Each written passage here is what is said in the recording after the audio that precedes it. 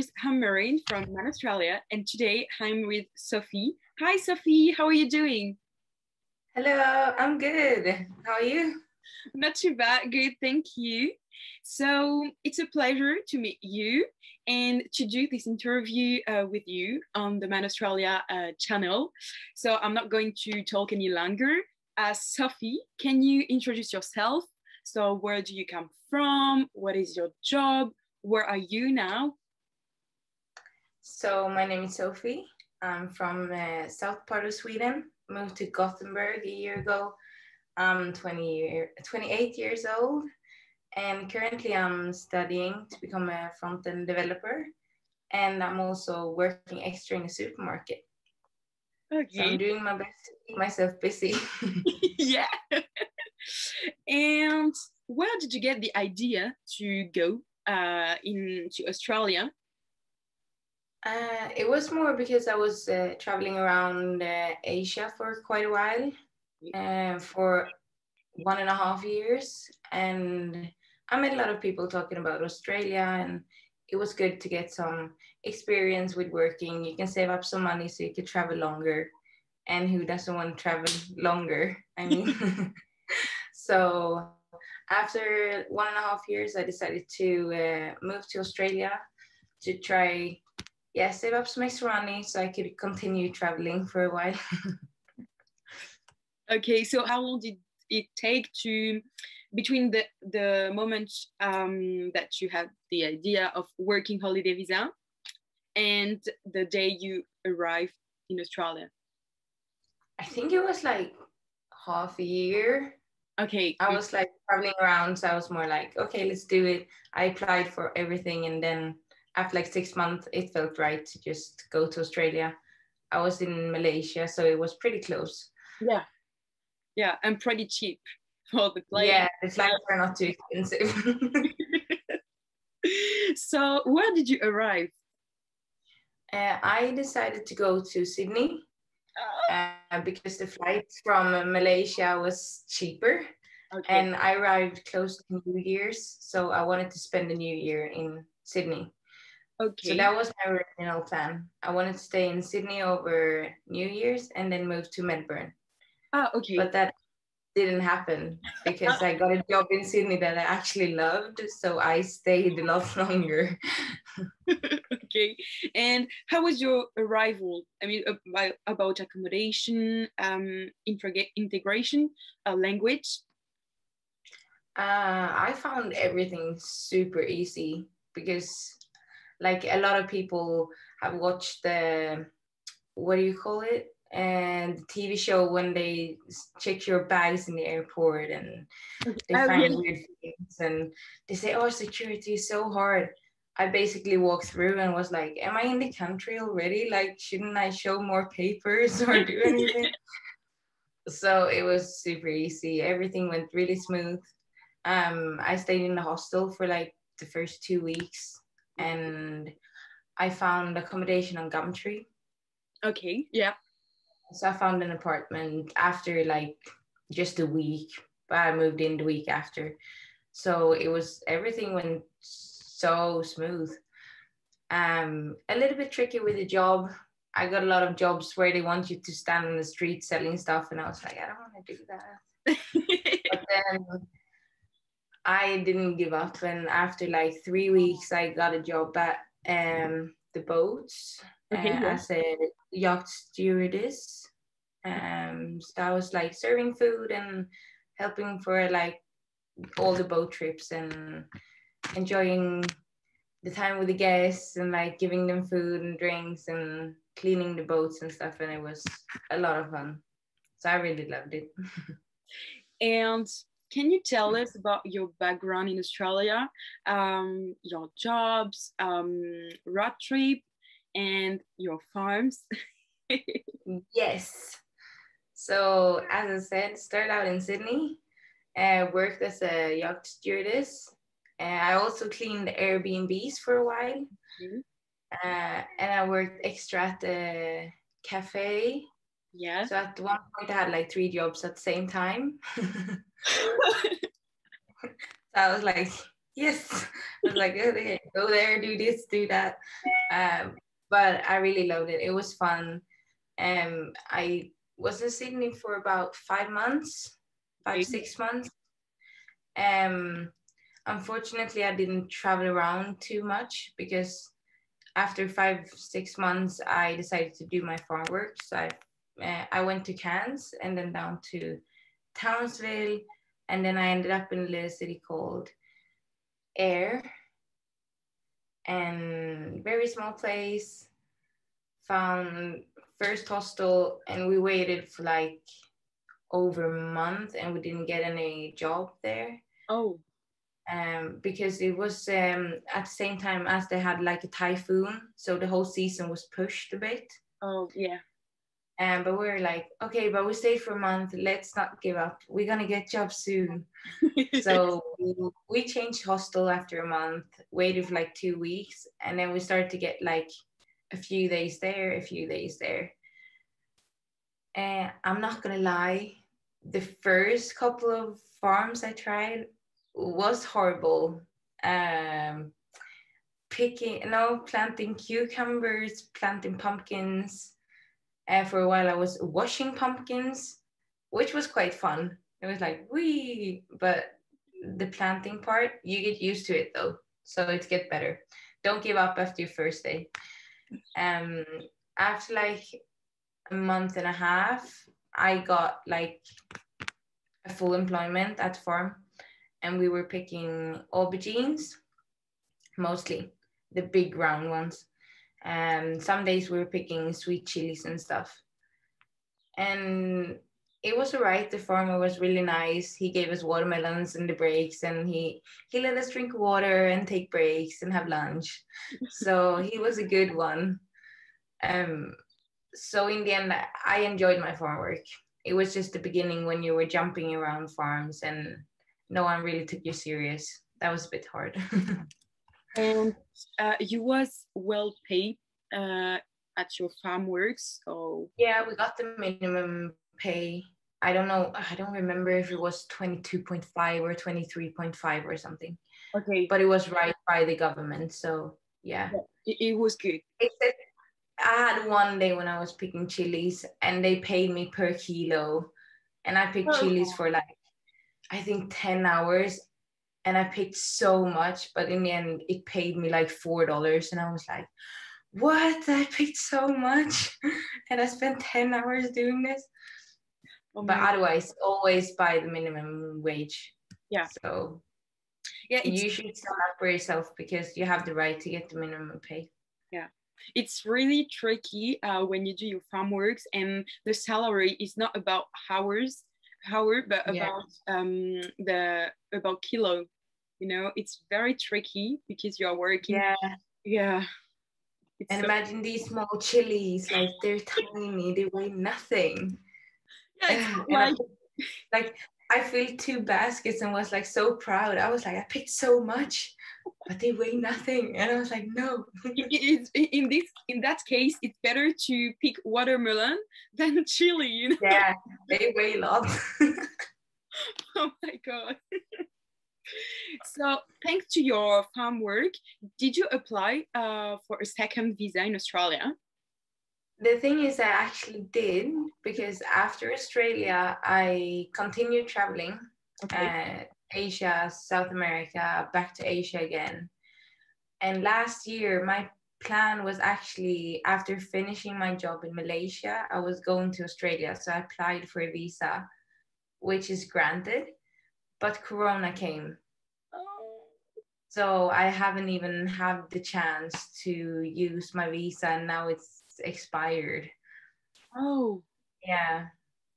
Because of Corona, everything just pushed and you can't enter the country, and I had to go home. So I was like, oh well. But I think a lot of people is in my situation though. So it might be a way to get your visa back, or that you can apply for it later. So I haven't looked into it yet, but in my mind, I really hope so, because I still want to have the chance to go there later. And I did all my farm days, so I want to actually get something out of it. And where do you want to go? Like Sydney? again, or another city, or you don't know? If I go back, it's nice to go to Sydney to like catch up with people that you met that are staying there. But I would also like to this time travel a bit more, because now I didn't see that much. I would love to go to Melbourne. I would love to go to especially the West Coast. I know a lot of people do the East Coast, but I would really like to do the West Coast, like Darwin, Perth, and Broome, and everything in between. So hopefully if I can go back, it will be like a road trip on the West Coast. Maybe find some work here and there to help me get by. Yeah, and it's gonna be very good for your Instagram content, you know. Yeah. I need some new pictures, you know. New pictures. And I saw your you do some videos on YouTube as well. Like, yeah, I've done a few. Yeah. So I'm gonna put the link in the bio, you know. So if the people, thank you. Hey. So it's a pretty beautiful videos. I saw it, and it's like cinematic, you know, videos. Yeah. Travel. So it's really cool. And I saw the video about Bali, you know. Oh yeah. I really want to go there. I know. Sometimes I watch it and I'm like, oh, I want to go back. But soon, hopefully soon. It doesn't take too long, I guess. Yeah, I hope in 2022. Yes. Fingers crossed, everybody. So, what did you like most about Australia? I guess like I've traveled quite a lot, and for me, like Australia was pretty similar to Europe, which was kind of a nice break after being in Asia for like 1.5 years. I love Asia, so but still, like, it's comfortable in Australia. You have the food you want. You have AC. You can have, like, it's easy to find a place to stay. Like, everything is just like it's back home. So the comfortable lifestyle, if you're looking for that, and it's easy to get around. People understand what you're saying because everyone speaks English. Yeah. And I mean, also, if you compare it to back home, especially for Sweden, I don't know how it is in France, but I found it super easy to find jobs in Australia. Yeah. And it was like you were on an interview and you had the job like in 1 or 2 days. In Sweden, it's like, oh, you have to do this, and then you go there, and then you wait a month, and then I was like, wow, did I get a job and I start tomorrow? I was like, okay. Yeah. Paying in France. So I guess if you go into Australia, you shouldn't be scared. I mean, it's a lot of new things for you, but it's also pretty similar to home. It's not that scary. And people are super friendly, especially if you stay in hostels in the beginning. You get to know a lot of people, and they're in the same boat as you, so you can always get them to help you, or you can help each other. So don't be scared about that. I know a lot of people are thinking about that. I'm all by myself, and how am I going to do it? But there are so many people in the same situation as you, so don't be too scared about that. And I don't know the difference between Australia and Sweden, but for me, when I was in Australia, the way of life, the lifestyle is so different than France. I don't know. Yeah. I don't know if it's different between Australia and Sweden. In which way is it different for you? Sorry? In which way is it different from France to you? Because in Australia, people are so chill, so calm, so friendly, and it's not the case in France. No. Especially, no, I can agree on that. The people are so chill. Even when you work, it's like you're working too hard. It's like, not on the farms though, but on the other jobs. They're like, you're working too much. It makes us look bad. Like, stop it. Don't work so hard. And I'm like, but I'm working. I should work now. Yeah. Okay. It's all so like, in that way, different, yeah. And it's always, don't worry, it's all right, don't worry. But Yeah. in France, it's not don't worry. It's like, oh No. my God, we did that, you know, like, so yeah, it's very different. So yeah, the lifestyle is Yeah. really nice in Australia. My God. Yeah, I agree in that. Like the lifestyle that is close to us is more like that is easy to get food, get around, like all those things. But like people, yes, it's a big difference. And like you get to know like the people you're working with, it's easy to get to know them. Yeah. And they always want to like hang out. And it's like the jobs I had in Sydney, like your boss uh, is becoming your friend as well, which I found really weird because that's not the case like back home. I was like, okay, he's like my friend and he's like joking with me. I was like, you're my boss, can you joke with me? Yeah. And what did you hate most in Australia? Maybe I didn't really hate anything. Yeah. I disliked that it was very expensive a lot of times. Like I came from Asia, which is super cheap. Yeah. So for me, I was like, what? I paid like $3 for hostel and now I'm gonna pay 25 a night. I was like, oh my God. So in the beginning, I found it quite hard with the money because it was like in my head, everything was so expensive. But when you start working, then it's like, it's not that expensive because you get good wages. So you can still like kind of spend quite a lot, but still save a lot of money, if that makes sense. Yeah. But in the beginning, I was like, oh my God.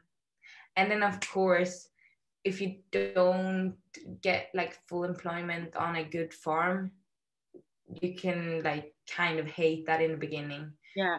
Because unfortunately, some people that own farms, they kind of take advantage of backpackers. They make you work really hard under kind of bad circumstances as well. Like the first couple of farms we worked for like 4 or 5 hours a day, and it was like 40 degrees and it was sun, but we couldn't basically take a break to just drink water, which was kind of stupid in my head. And they were not nice people. But I mean, in the end, I got a really good farm, and I would not say a bad word about him. He was like the best one ever. So yeah, just look for more. If you get like a shit place, there is better places. So don't give up. And what did Australia bring to you? One of the things is that I had the chance to actually try a lot of different kinds of jobs. You don't really get the opportunity here in Sweden. There it was easy to like work in a restaurant or work in a bar, work in a cafe. So I felt like I got a lot of experience in different kinds of jobs and get to talk to people, because all the jobs I had, you always had to interact with people. And it made me more comfortable speaking English. And also like the hostels I stayed, like, and in the farms as well, I met so many people from so many different countries, which is super cool. Yeah. On the farms, you become like a big family. I think we were like 120 people in the hostel, but it was like a big family and we had so much fun together, and it was basically people from all over the world. So that is really cool. So it's nice to look back at that. I think the thing I prefer in Australia was to discover other cultures, you know? Yeah. Every day you can discover a new culture, and it's incredible because when you're in France or Sweden, you're like, okay, you're with your friends and every day things. And yeah, it was incredible in Australia to discover a new cultures, like, I don't know, from South America, from Asia. It's really wonderful. Yeah, like it's cool to know your differences and like learn about, oh, how are you doing this, or oh, okay, So I loved it. It was amazing. And what advice do you have for the next people who wants to do a working holiday visa in Australia? I would just say don't think too much about it. If you want to do it, just go for it. Do it. Don't be too scared that you're going to be alone or that it's going to be too hard, because everyone can do it. It's super easy when you get there. And I think you would be surprised how easy everything actually is when Mm, you're in Australia. So don't be too scared to try it.